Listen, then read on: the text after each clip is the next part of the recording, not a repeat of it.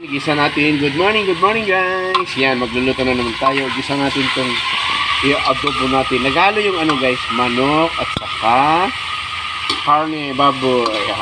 Karne manok at saka karne baboy. Gisa muna natin. Mag-adobo tayo ngayon. Sarap. Mag-adobo tayo ngayon. Ang ating ulam ngayong tanghali. Sarap guys. Sarap. Yan ang aking ina-adobo guys. So, adobong baboy at saka halo guys. Adobong baboy sa manok. Yan. Pag wala na yung tawag nito, yung pinaka nilagay ko na sabaw niya, ay ayun na, luto na siya. I-dry natin siya guys. I-dry natin na adobo. I-dry ko to. Para masarap. Para masarap.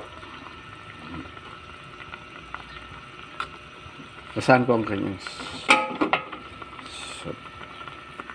maluto ang ating ulam. Adobo. Wow. Konting kembot na lang. Maluto na yung ating ulam. Yan. Sarap. Adobo.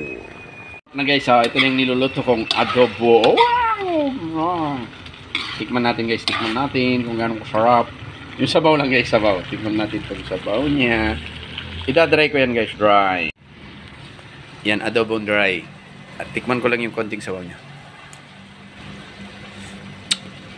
Wow, sarap. Sarap. Sarap guys, sarap. Ayos na guys, ayos na. Sarap.